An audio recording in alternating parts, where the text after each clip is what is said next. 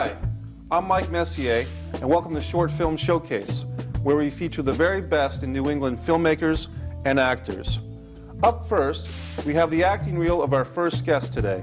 It's Erica Derrickson's acting reel. Let's check it out, right here on Short Film Showcase. Hi.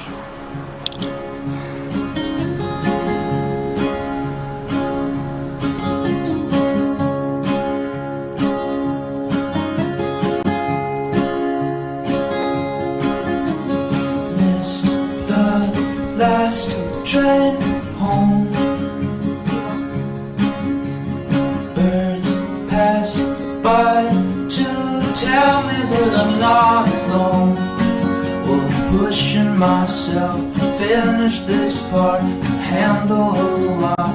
One thing I miss is in your eyes, your eyes, your eyes. Yes, Moses, but do you really want to spend your time scolding Monica? I just want to bring it down. Listen, Moses, the only reason Monica's pushing you around is because you let her. I was trying to be nice. Nice does not cut it in this business. Oh my God, what just happened? What did you do? What did you do? You hit them! No, guys, we have to go back! Stop! Today when I was finishing the laundry, I turned around and went upstairs. I looked up and there was a kid in a striped shirt at the top of the stairs, looking at me. I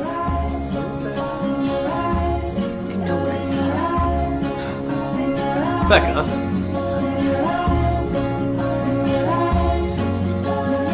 Did I ask for your opinion? I thought that's why I was here. Were you just about to compare me to Moses?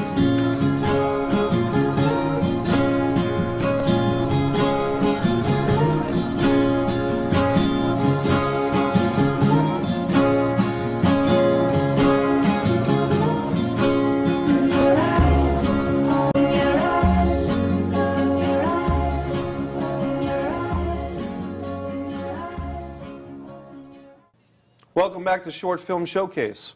You just saw the acting reel of our next guest, Erica Derrickson. Erica Derrickson, Hey, Mike. nice to see you. Nice to be seen by you and to see you as well. You've been a previous guest on our show where we talked a lot about your projects, about Hollywood East. On this episode, we want to get really into the heart of your acting career, what it's like to be a great actor. First question, real quick. Do you prefer actor or actress, or does it not matter? That's a good question, and I find that I go back and forth between the two. For example, when I just posted on Facebook that I was doing this interview, I said I was being interviewed about what it means to be an actor in New England.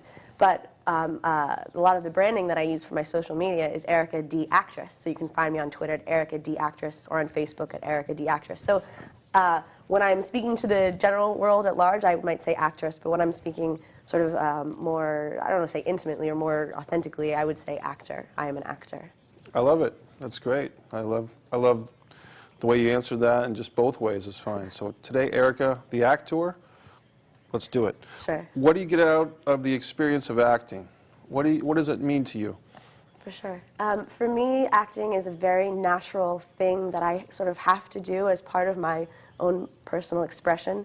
It's sort of like I get this relief when I do it, like I'm like the same sort of relief you get when you're breathing. You know, it's just something that it just flows. It's organic. It just has to be. It has to be part of my life. It has to be part of my journey. And I think part of my current happiness with my life is that I have accepted that I've always wanted to act, and I'm really taking it seriously and letting my dream breathe. You know, so as I act, it feels like breathing. It feels like my dream is breathing. You say you've always wanted to act. Is that going back to your earliest memories, yes. or did that? Okay. Yes, it wasn't, the desire wasn't fully formed.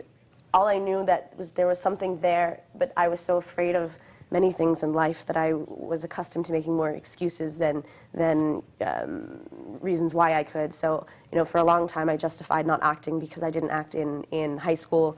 I didn't do theater, I didn't do this. I had this sort of like, I didn't do so I can't mentality about it. Sure. And then it was when I was finally in my early 20s, I'm 28 now, it was in my early 20s in New York, when I finally just couldn't take it anymore, and I took the first steps to reach out and connect, and I walked into the New York Film Academy Really, that's sort of, I remember in my very early 20s, like 23, 22, just before I made the decision to try something, I was watching a movie and there was a young woman in the lead role and I just felt so angry. Okay. Because it wasn't me and because I knew that it should be, and I just, it was like this thing inside of me was just burning and like crying out. And so finally, when I was 23, I acknowledged it and let it out.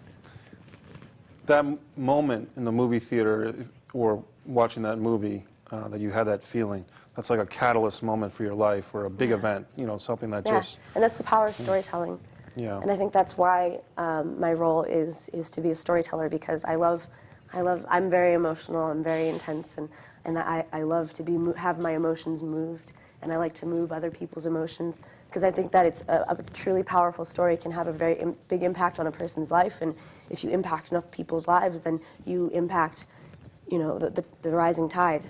It's, as you said, what I tell my acting students is an actor is a storyteller. Yes. And as an actor, you're telling a story with the help and collaboration of the director, the writer, the makeup, everybody. That's one thing I love about filmmaking, is that it is a team game. It is a team sport, you know.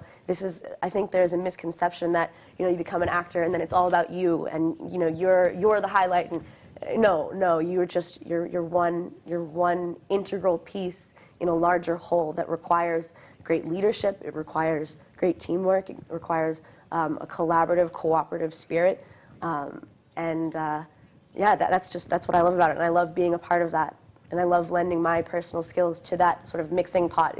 I love working and collaborating with other artists because, you know, you never know what you're going to get when everybody puts in their love and skills into a project. There was a quote in a book I read, I think by David Mamet, who said that when answering the question, whose movie is it, he said, everybody that worked on it. Yeah. So as you said, everybody. Yes.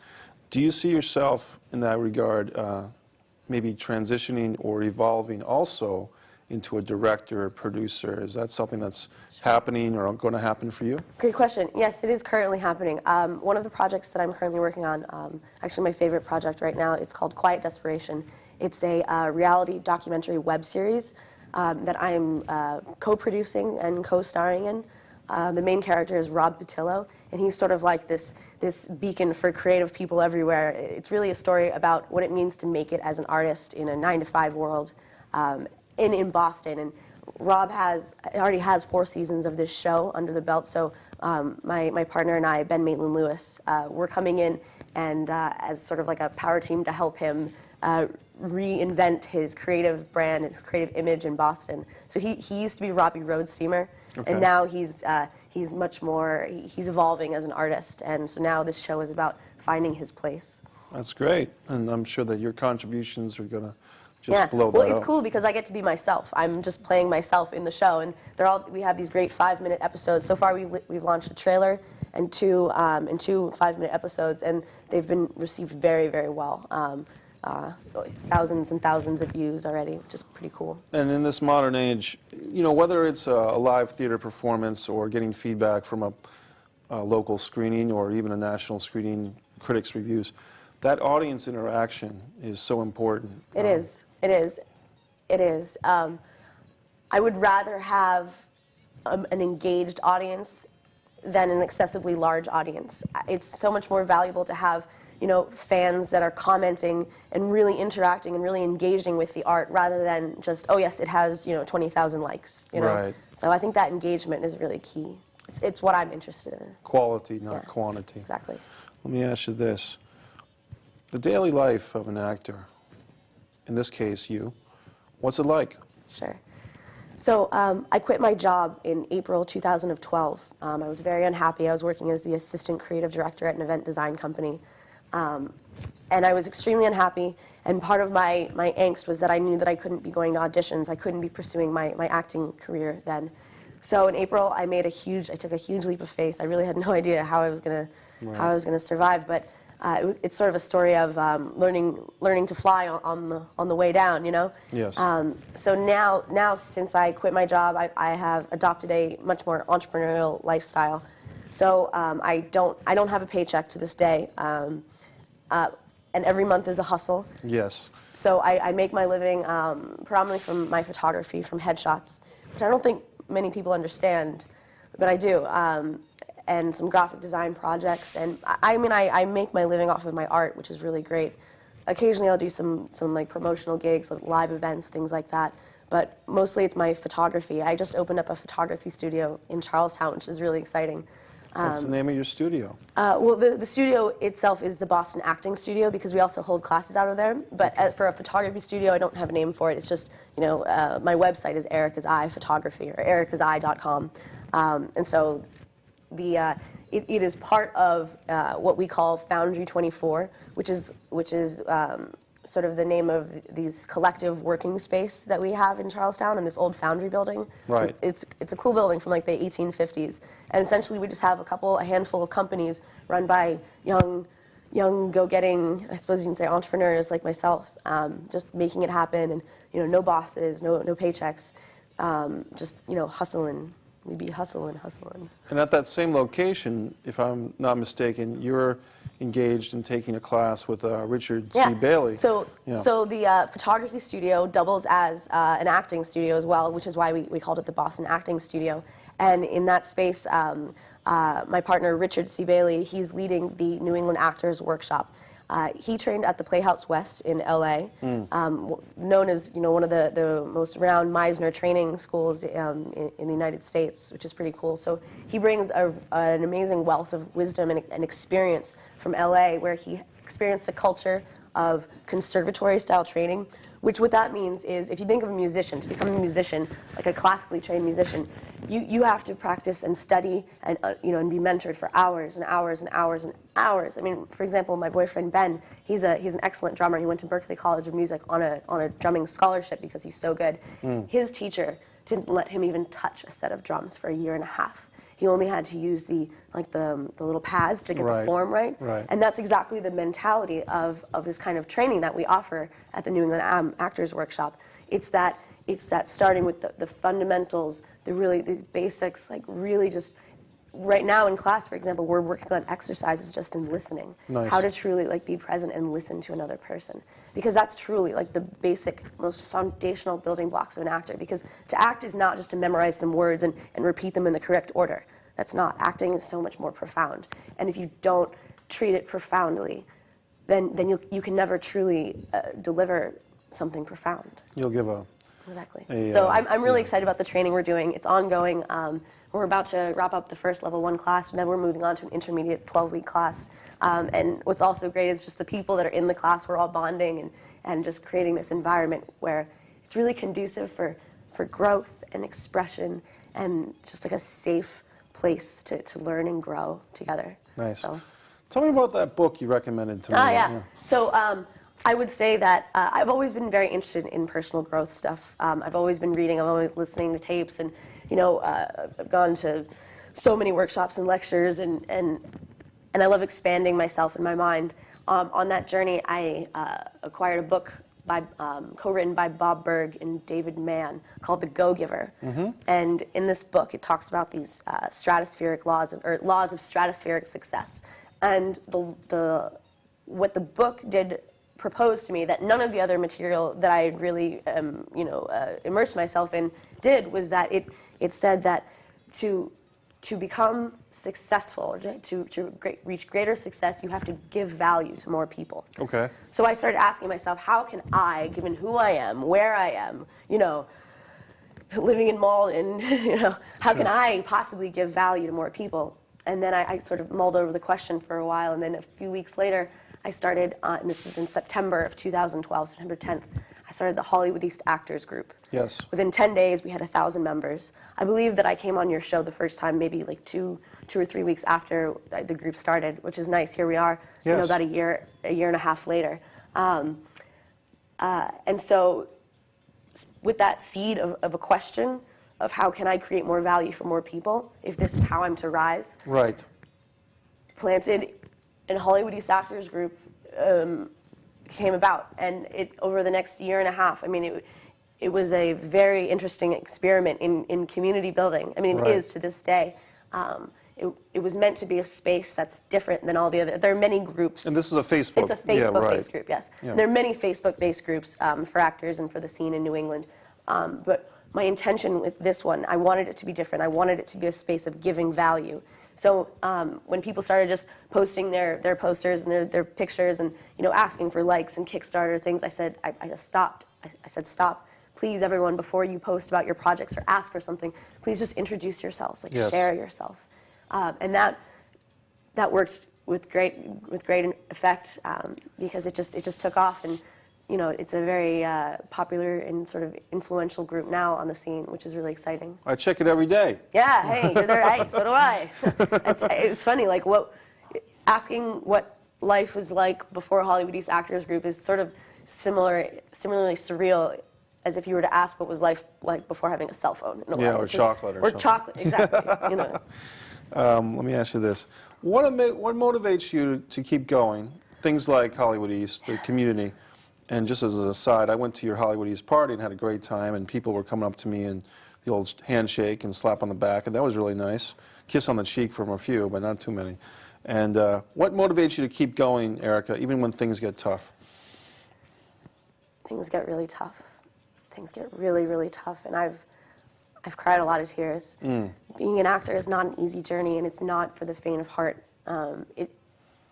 The darkness you have to go through is just immense, and it's deep, and it's very challenging, and there's so much uncertainty. I mean, when I first quit my job, I mean, it was so tough, man. I was so scared, but really the biggest thing that's kept me moving has been my relationship with my boyfriend, Ben Maitland Lewis. He was the first one who ever taught me the make it happen philosophy. Okay. I'm always saying make it happen, make it happen. Now it's like, make it happen Monday. It started with Ben Maitland Lewis. He is the originator of make it happen philosophy. Which is another Facebook, Twitter, both Twitter and Facebook, or just Facebook? No, there's no Facebook. Oh, Make It Happen Monday? Yeah, Alex Pyers is doing that now. That's his really cool new take on it. He's generating a lot of energy and enthusiasm, so that's really cool to see. But it's been my relationship with Ben. He's taught me a lot about what it means to be an entrepreneur. I mean, he has several businesses himself, runs some startup businesses out of Foundry 24. A press kit, which is a mobile portfolio solution for actors and creators, musicians. I have a press kit. I love it. People can find me easily at presskit2erica, presskit.to/. Anyways,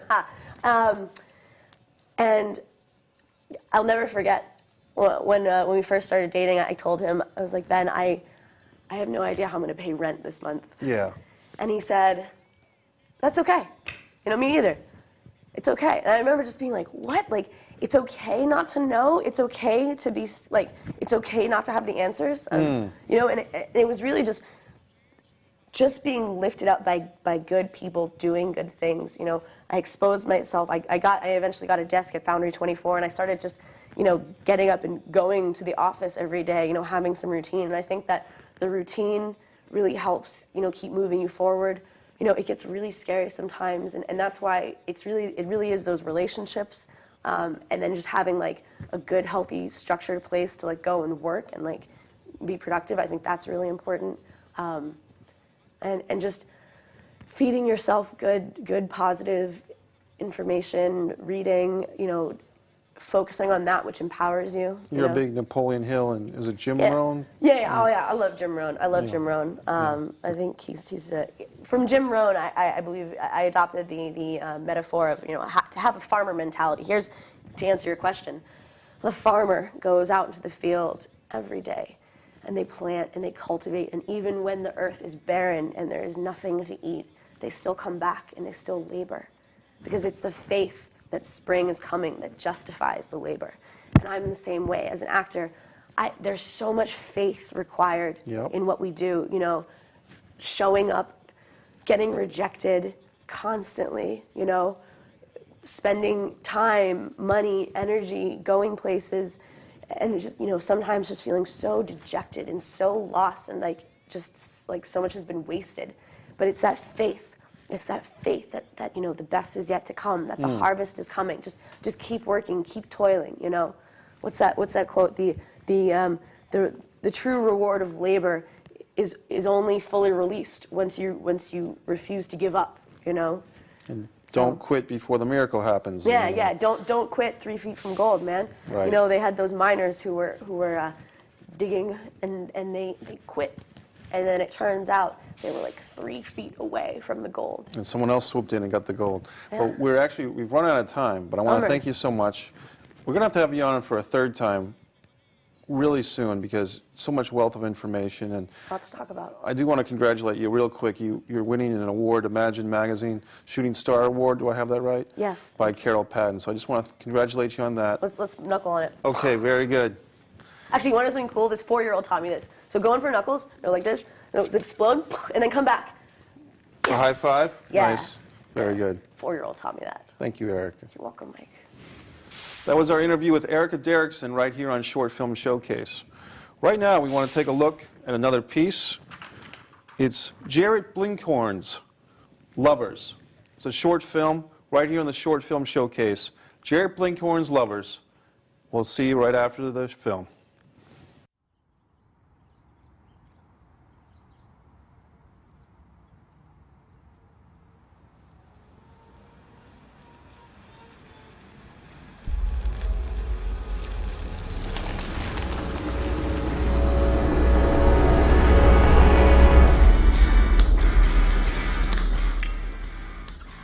What time is it? 6:47. I don't know why we even bother. Because we've been blowing this off for way too long. Well, I'm sorry if I don't want to hear the same pity party story I've heard a million times before. He's your brother. Well, I just don't want to deal with it tonight. Well, they should be here soon. It's supposed to be 47 minutes ago. 48 minutes ago. Not tonight, please.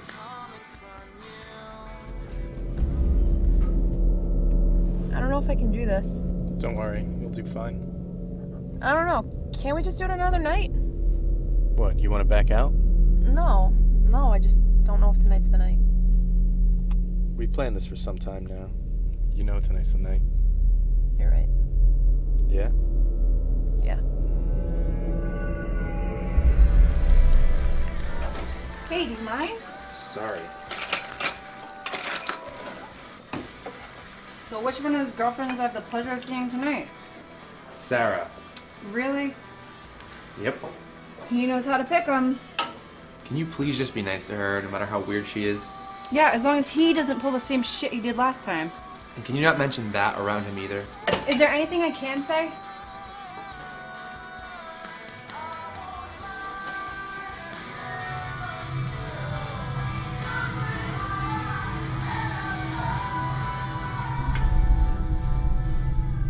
It'll be quick. In and out. Do you remember how to use this? Yeah, I think so. Just hit this button to start, and that one again to stop. You sure you're okay with this? It'll be just like last time. I hope not. Well, hopefully not exactly like last time. It'll be easier. It got a little messy before, but we did what we had to do. We'll be fine. Okay? Okay. Ready? Okay.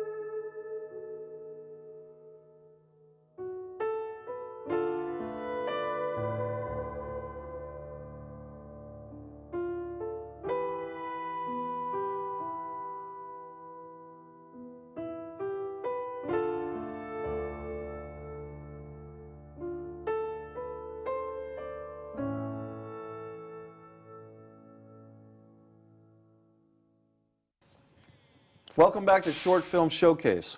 We just saw a great short film titled Lovers by Jarrett Blinkhorn. Right now we have a very special guest, but first we want to see his acting reel. This is Tom Paolino's acting reel, right here on the Short Film Showcase. Kick my ass. We're all gonna die. Come on, you could be throwing away a treasure. You watch too much TV. It always ends up being junk. Yeah? All right, well, have a good day.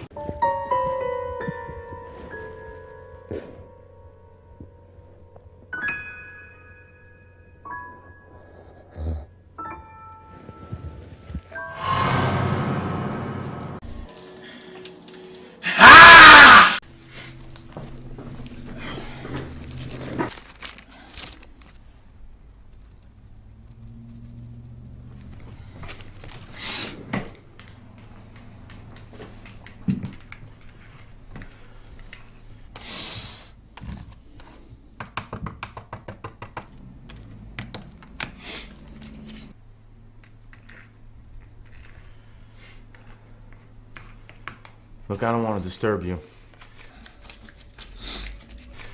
But I know you get when you get busy and then get interrupted.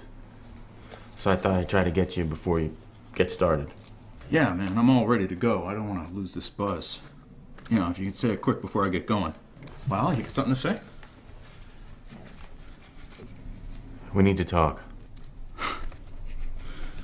Yeah? Can I wait for these 30 pages? I can't lose this idea. If I were to wait to talk to you after you write 30 pages, you're going to be in no condition to talk. And more importantly, you're not going to be able to hear what I have to say. And that is what I need from you right now. So focus. You got me? I need you to listen for once in your life and to actually hear what I'm trying to tell you. Because that is something you never seem to have learned how to do. You never listen to people when they're trying to help you. Please, listen to me now. Because number one, this is important to me. And number two, I'm saying this because I care for you, and that is why this is so important. This is an intervention. Dude, shut the f*** up. I'm sorry. Shutting the f*** up now. I want to help you. You understand me? I'm your friend. I'm your best friend, am I not? Yeah, of course you are, man. All right, then. Now, will you listen? Yeah, just make it fast, man. I got pages to type. This shit, man. This shit has got to stop. Do you agree? Do you see that? Because I see it. You've been going just a little bit too far, you know? What?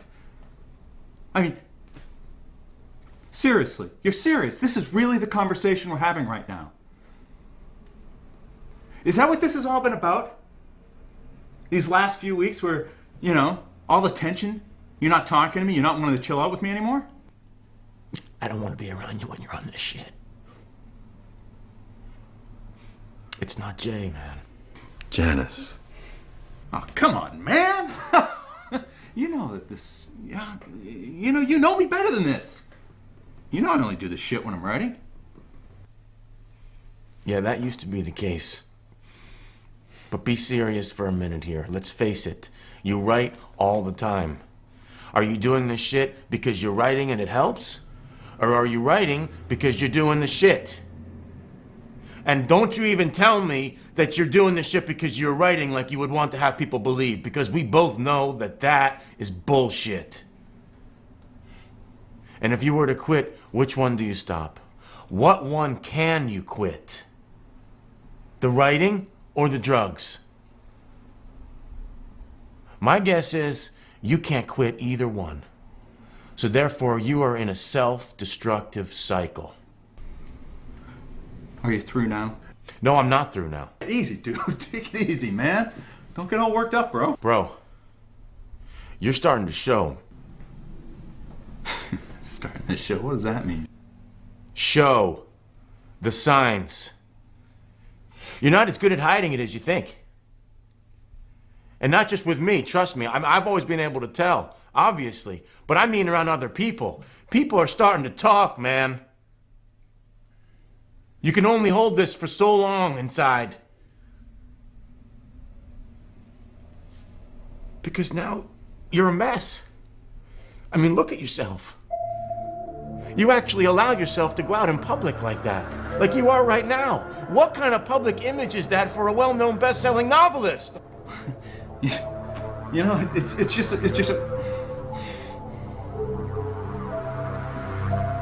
when I'm writing, right? And right now I'm writing. Let's say this really unique story, right? And I am in the zone. You know, I'm really feeling this story, and it's coming along, man. But slowly, you know. And there are some of the plot points that I'm just I can't work out, and I haven't been able to work out the ending. And you know, yeah, I'm just using this shit to see me through it, you know? You know, once it's done, once it's bought, once it's sold, you know, then I'll lay off. I swear.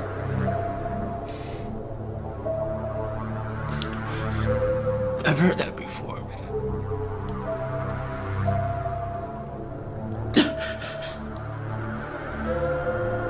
When this one is done, listen to yourself. This one and the next one, the one after that. When does it stop?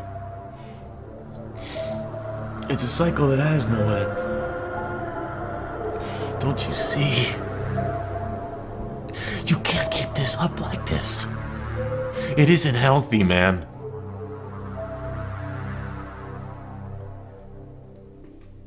Don't you presume to tell me what's right or not right for me.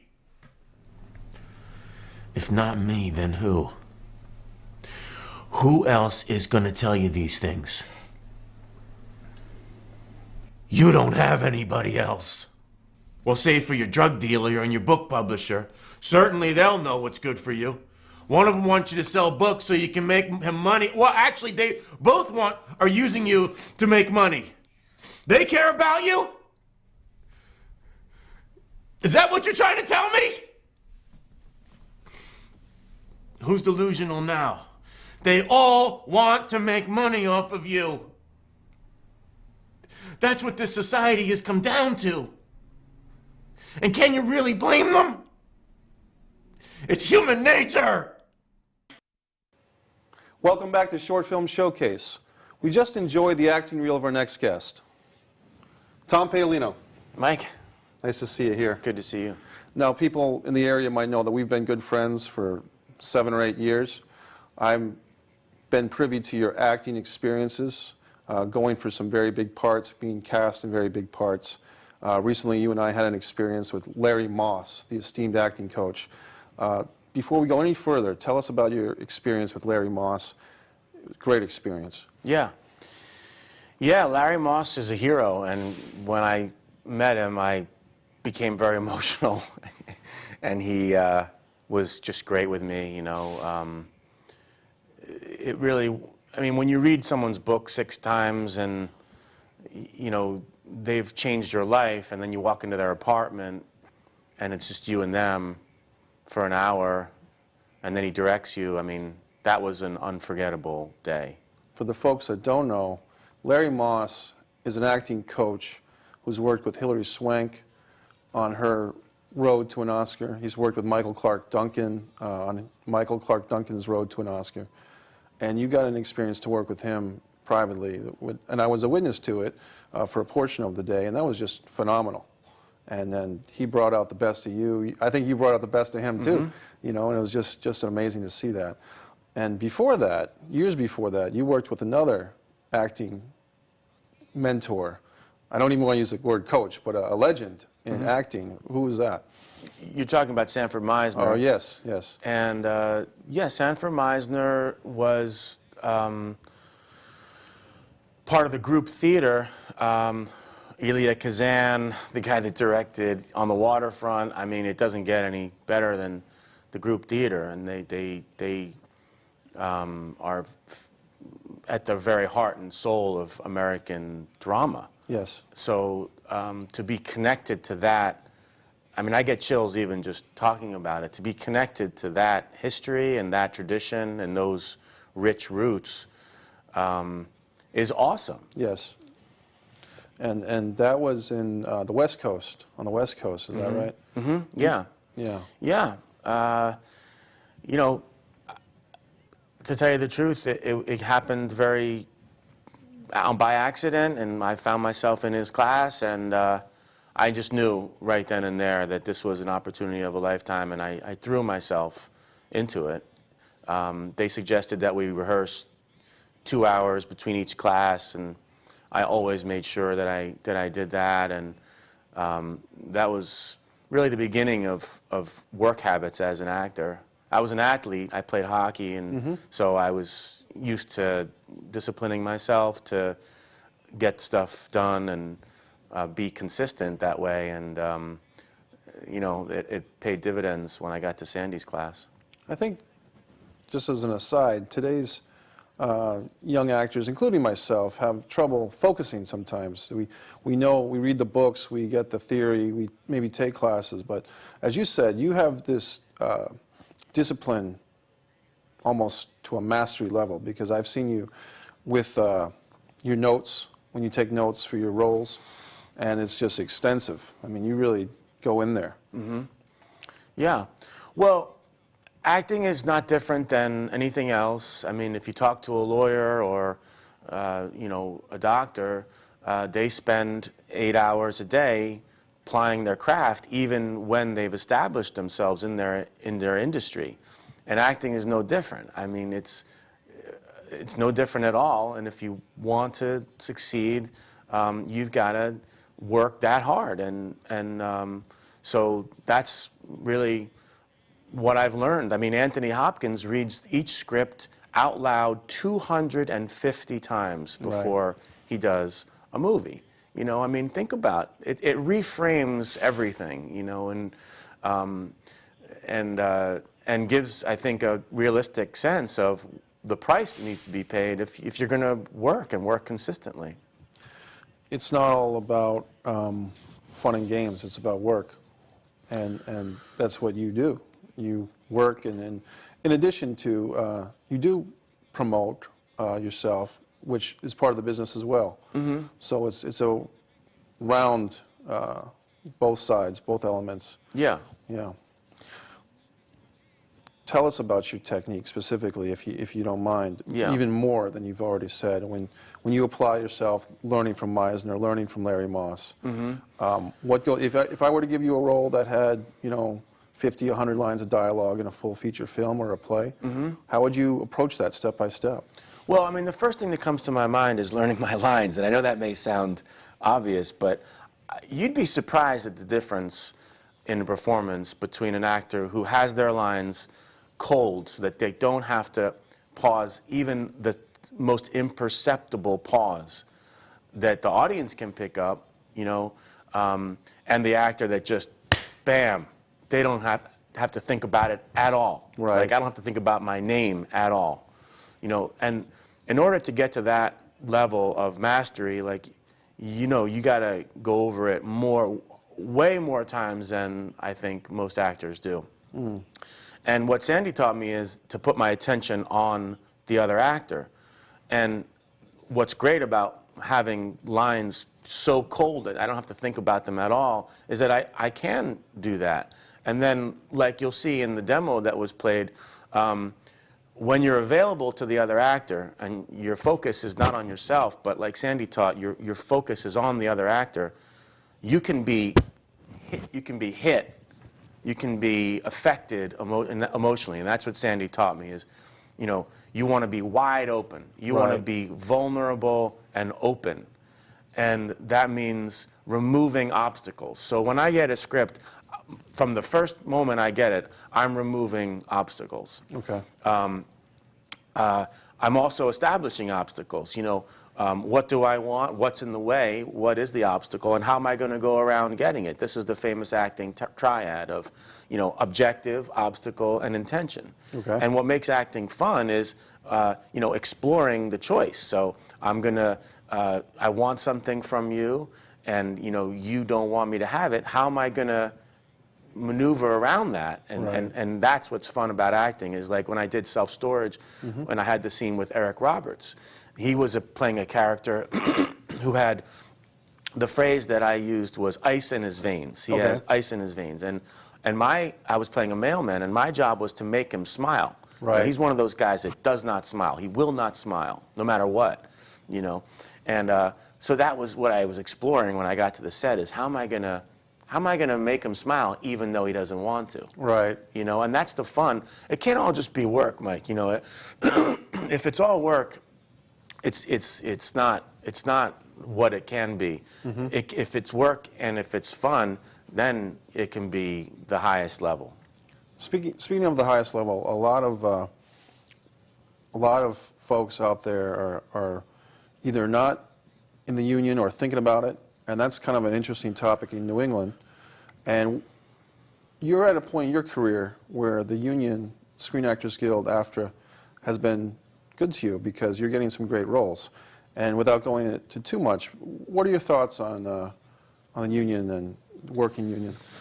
Well, I think it happens when it's supposed to. If you're in New England, it's best to be non-union, I think, because most of the union films are on the ULB contract, the ultra low budget contract, which uses union and non-union actors. So if you're non-union, you can still be in a ULB SAG movie. Right. ULB is a contract that SAG uses for films under $200,000. Uses union and non-union actors. And you're available to all the non-union work, which, as you know, most of the work here is non-union work. Right. So I think as far as agents are concerned and things like, there's a lot of misnomers. I mean, I got a terrific agent in New York City, and I was non-union. If they see that you can make them money, they'll take on a non-union actor. It's not about that for an agent at all. And it's not about that for a production company. When I did Nash Bridges, a TV show back in 1996, I was non-union. They paid for me to get into the union. I mean, I paid my initiation dues, but they made it happen. So I think it really is more of a regional choice. Once you're in Los Angeles, assuming you have some demo reel footage and some craft going, if you get a chance to be in the union, I would say go for it. Yes. Because the work that earns a living wage is typically union work. Yes. It's a regional choice. It's also an individual choice. And it is a running debate in New England, which I just want to touch on a little bit. But now, going back to you and your process and your choices, as an actor, do you feel drawn to a certain type of character, or do you prefer to reach out to different types of individual characters? Yeah. Well, I mean, I'll answer that with my powerful why statement, which I was sharing yesterday online. For me, being an actor is a spiritual purpose that I have. And my dream, my why statement is that when people see my career and my lifestyle, they'll say, geez, there's proof. There's proof that it can be done. If he can do it, then I can do it. Right. So whatever part is going to move that, mission forward is the one that I want to do. I love playing bad guys because they're more fun than playing good guys. But I'll play, anything that will move my purpose forward. That's really what I'm after. And just to give the audience some background, if they're at home and they're like, well, how do we see Tom's acting? There's Army of the Damned, which is out now, but eventually it would be on their home viewing experiences. Yeah. They can watch it at home right now. I mean, they can watch Army of the Damned on demand on iTunes, tonight. And I think I have 4 or 5 on Netflix. Incubus, Infected, Self-Storage, Lucy's is on Netflix, and then they're all on iTunes and things like that. I mean, Chad, Chad all of Verdi. Chad's, yeah. A Bet's a Bet will be out soon. Chad Verdi from Woodhaven. We've made 6 films so far, and they're all available, except for A Bet's a Bet, which will be out soon. They're readily available for people to see your work at home, which is Yeah. great.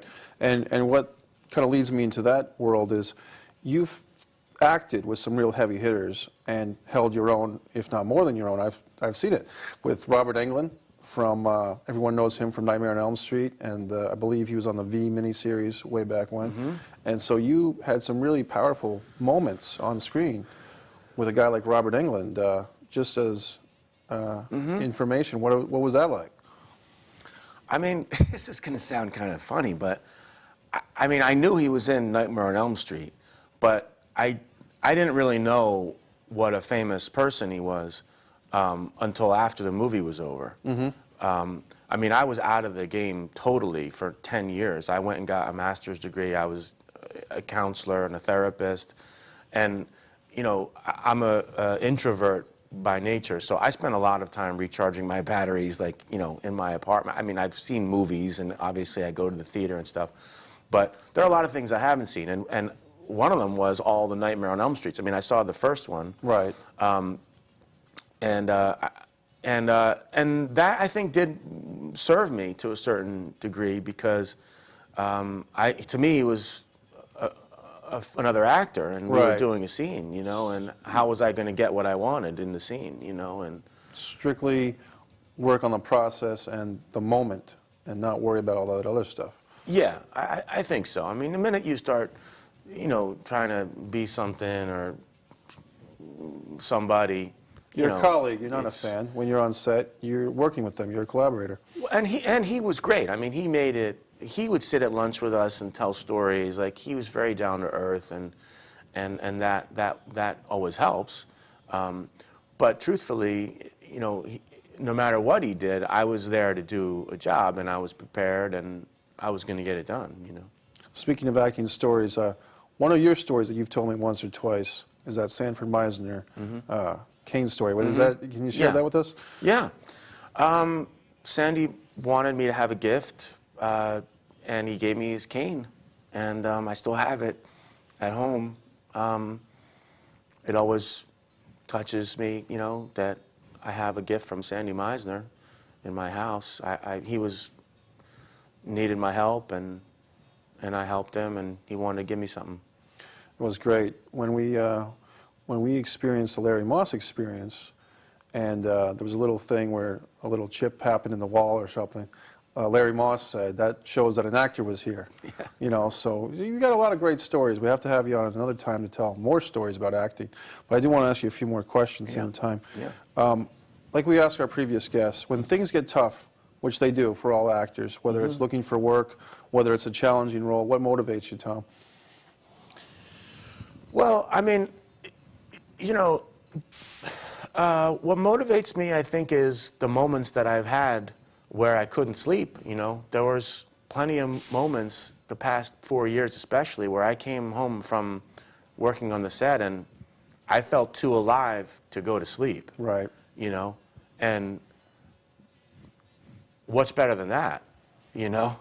Like, I had realized my potential, you know. I had the full experience of being alive, and once you touch that, like, that's it. You know? You're hooked. Like, you're hooked. Yeah, the electricity, whether it's from a live audience doing a play, or whether you get to see yourself in a film, and then the audience in the theater, or you know, the people react, and you touch people one way or another. You're getting into their system a little bit, and that feels good too. It's because of the why statement, Mike. You know, it's because I have a powerful why statement, and I'm taking the challenge of becoming a better actor. I mean, that's the one thing I control, you know, is the thrill of the challenge of becoming a better actor. Tom, we just have about 30 seconds left. I want to give you the opportunity. If there's any message you want to say to potential actors out there or artisans who, you know, because you are a motivating force for people, what would you say to them if they're trying to get going? I would say, if this is what you have to do, don't give up, no matter what. Sounds good. Tom Paolillo, good to have you. Okay, buddy. You too. This has been another great episode of Short Film Showcase. We've had two great guests, Erica Derrickson and Tom Paolino, two outstanding actors in New England and making strides throughout the international world of film. What I'd like to do right now is remind our potential filmmakers out there, if you've got a film in your heart, in your soul, in your system, don't just dream it, shoot it. I'm Mike Messier for Short Film Showcase. This has been another great episode of the Short Film Showcase. We want to thank you, our audience, and also our guests on this episode, Erica Derrickson and Tom Paolino. For all you potential filmmakers out there, if you're just sitting around thinking, man, I'd like to get into this independent film scene, you can do it. Get together some friends, write a script, start making it happen. Because if you can dream it, shoot it. I'm Mike Messier for Short Film Showcase.